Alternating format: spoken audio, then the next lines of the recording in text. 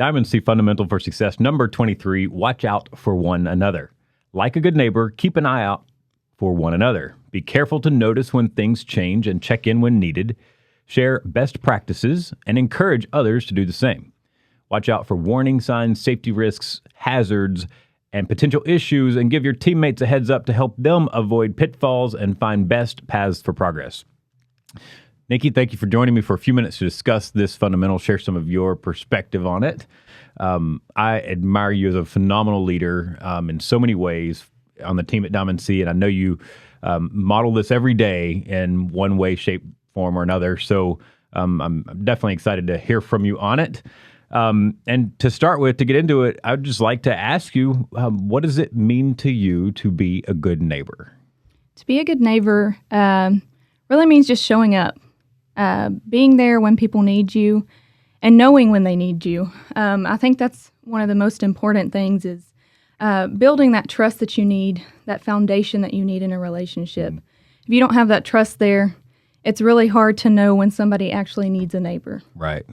So showing up, being present and aware, Right. That makes sense. And that sounds, I think that your answer just now, good, honest. I don't think anyone would say they want to be anything other than that, right? Right. Most people, the vast majority of people, desire to be a good, decent human being, a good neighbor, right? But I have to ask kind of the inverse of that. So why wouldn't someone be a good neighbor? What things might prevent someone from practicing this fundamental of watching out for one another? I think it's a fundamental that you have to be intentional about. So if you get caught up in the day-to-day, you have a busy schedule going, or you're just not having a good day or a good week or a good month, it is hard to be a good neighbor sometimes. So just being intentional to make sure that you're taking care of yourself first. Right. I always think of the kind of illustration that airlines use. They always tell you with oxygen mask, you always put yours on first, right? You don't put your kids on first or your neighbors on first. You put yours on first, take care of yourself, and then you turn to your neighbor and you help them out. So I think a lot of people fail to take care of themselves first, and then it makes it a lot harder to take care of other people. Yeah, that makes so much sense, and I appreciate that perspective.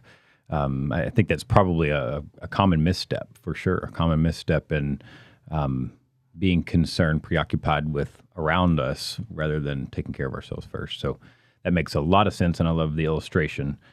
Thank you for that. And so I want to talk application for a minute here.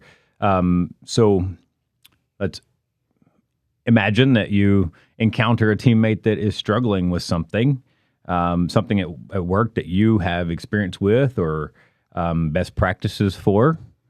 So how would you go about approaching that team member? Or how would you go about approaching that situation to share your wisdom and to watch out for one another without being offensive or intrusive? Or because I think that's some of the concern when we talk about why someone wouldn't practice it is well, I don't want to get in their business, or I don't want to tell them what they need to do, or I don't want to step on their toes.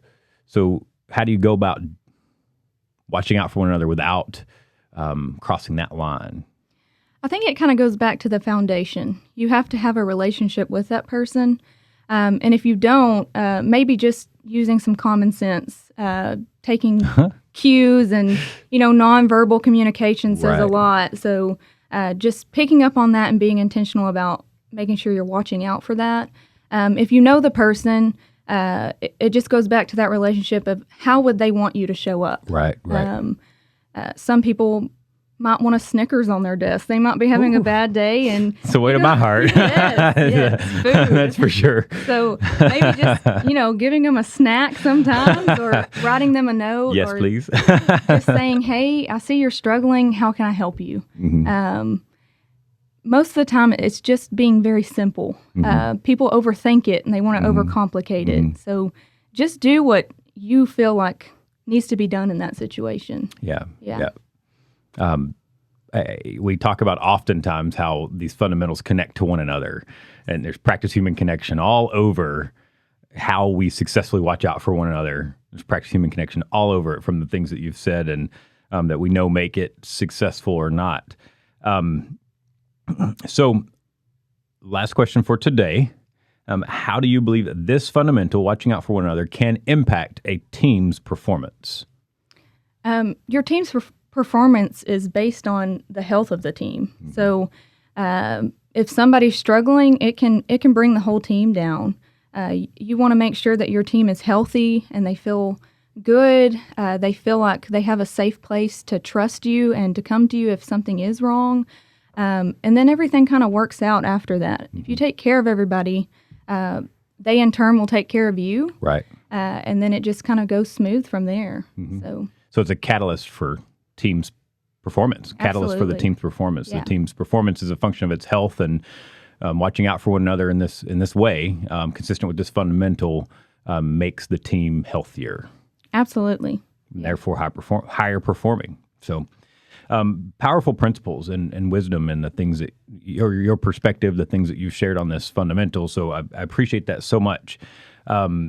So remember, for anyone out there that is looking to fuel the growth and success of your own career, your team, your organization, be intentional. Use your human connection or relationships as your foundation, your platform for watching out for one another. Because we know that watching out for one another is a catalyst for team performance, growth, and success.